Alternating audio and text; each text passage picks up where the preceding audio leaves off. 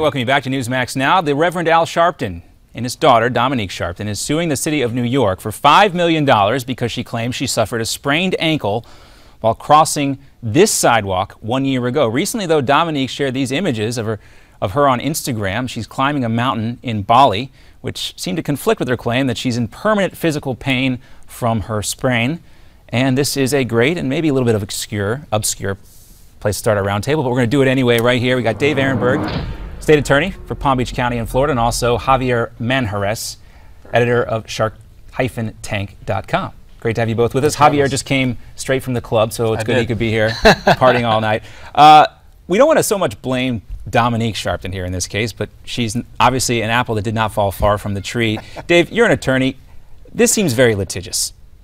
Welcome to the United States of America. I mean, we have litigation all the time for all sorts of things. I would love to be a fly in the wall when the lawyer involved first heard of this picture being out there, because I suspect that the lawyer is working on a contingency fee basis. He's putting out all the costs of this action, and he probably saw his potential return diminish greatly. Somebody else is picking up the cost for a Sharpton, Javier? I'm shocked.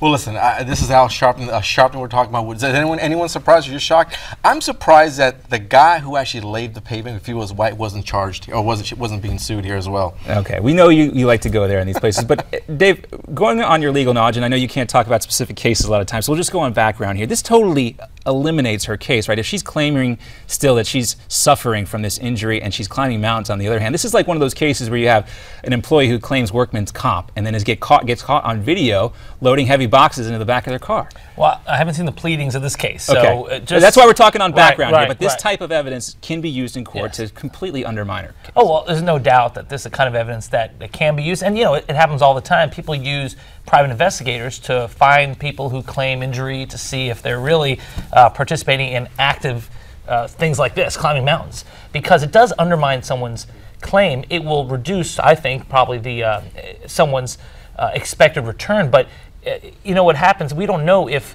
she was actually heard afterwards, if it did impede her life, and then she could still win and prevail. It's just that the amount she was seeking, the $5 million, is unlikely at this point. Yeah. All right. Well, let's move on from that topic. That's a good icebreaker, as it were, not an ankle breaker. Let's shift subjects. Article in Politico yesterday caught my attention.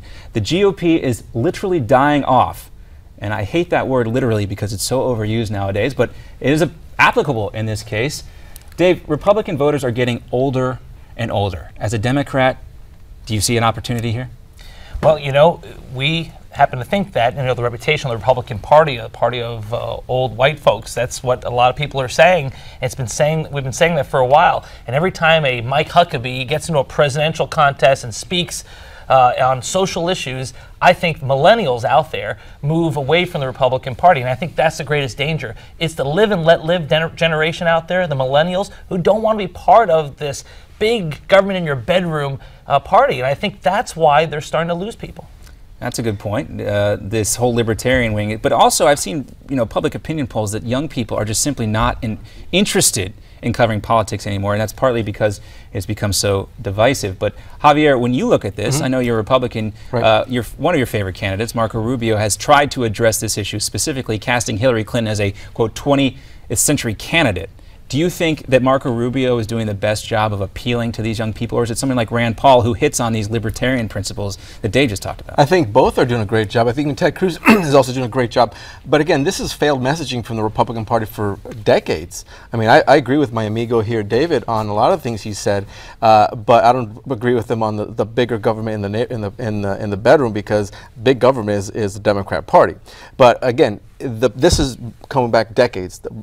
Failed messaging from the Republican Party, failure to address Hispanics, failure to address the young kids, and we're seeing it. And it's right. The mean number, the mean age is quite significantly higher the voter for Republicans than is the Democrats. Younger demographics are with the Democrat Party, so the advantage is with the Democrats. But in the short term, we do know that these seniors do vote in higher numbers than the younger population here. So maybe in the short term, it could play a role. And going back to what you were saying about Republicans and the Democrats and who has the most in your bedroom. I mean, let's not forget this debate we have going on, a hot issue, that's the Patriot Act going on. There's a conflict right now between Rand Paul and Mitch McConnell in the Senate, and they're still pushing for this Patriot Act. Do you think this might have adverse effects when you have the leader of Republicans in the Senate advocating for these NSA bulk data collection? Well, it could, as you said correctly. Millennials are sort of libertarian. They're not really wanting to be affiliated with any particular party. They're on their own. They're independent. They want to be on their Snapchat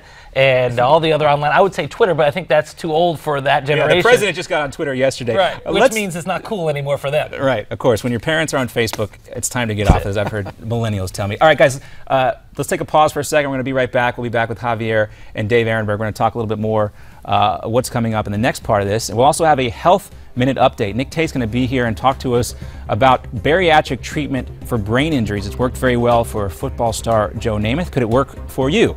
All that and much more coming up here on Newsmax now.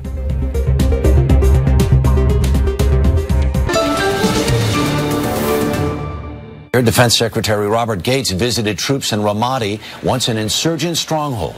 Gates told reporters history will judge whether the Iraq War was worth fighting. Sacrifices of the more than 1 million men and women of the United States Armed Forces who served in Iraq. American troops breaking the back of a brutal dictator in less than a month. We remember the grind of the insurgency, the roadside bombs, the sniper fire, the suicide attacks. This is an extraordinary achievement. 10 people were killed, including police officers, after gunmen armed with explosives attacked a police compound in Ramadi. The Prime Minister of Iraq is urging residents and tribes of Fallujah to help him expel al-Qaeda militants from the city. Nouri al-Maliki's message comes as dozens of families flee Fallujah in fear of major fighting. Ramadi has long been a city that's been fought over. It was also the Iraqi government's main stronghold in Anbar province. But ISIL fighters launched an all-out assault early Friday, taking over the Ramadi compound, which houses most of the city's government buildings. And what you just saw there was a compilation of news coverage from 2010 onward, highlighting the deteriorating situation in Ramadi and Fallujah since the end, or what we thought was the end of the Iraq War. Iraqi forces currently pursuing that city in an attempt to take it back before ISIS builds up its defenses. Let's pick up our roundtable right there on this topic. Back with us for more, Dave Aronberg, State Attorney for Palm Beach County in Florida, and Javier Manjarres, Managing Editor of shark-tank.com. Dave, we were talking about this in the commercial break. We see the situation in Ramadi, and we know just recently we heard from the Chairman of the Joint Chiefs saying Ramadi was not, quote-unquote, strategically important. But we also, Javier, have this compilation of footage that shows the President, former Defense Secretary Bob Gates, who, by the way, said today there is no strategy for the Middle East. Don't you think, Dave, that the Pentagon and the White House could have been a little bit more artful in their description of Ramadi, saying it is important because a lot of folks lost their lives there? Sure, and look, we shouldn't sugarcoat it. I mean, this is a real loss out there. Ramadi is 70 miles from Baghdad.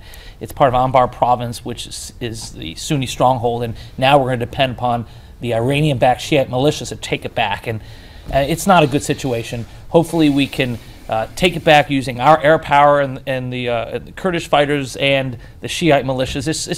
It's sad that we have to depend upon others, but that's where we are now. There is no appetite for U.S. ground troops to go back in there. Yeah, when you look at what happened after the surge, there was the Sunni awakening where Sunni members of Iraq took control of their own cities, but there were also Shia militias there, and they were fighting. So we have now these alliances with these Shia militias in Iraq.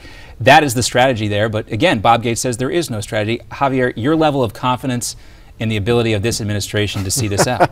Well, I have no confidence in administration. They've projected weakness through and through ever since they took over in 2008.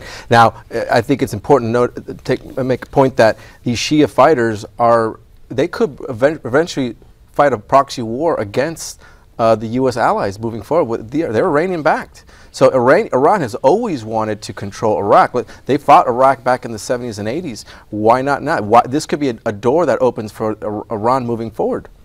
Well, some say that door is already open. We heard an interview from retired U.S. Navy SEAL Carl Higbee that the weapons supplying the Kurdish army are now under control of ISIS because of the takeover of Ramadi.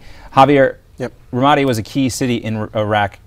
How do you think the administration should tailor their response now?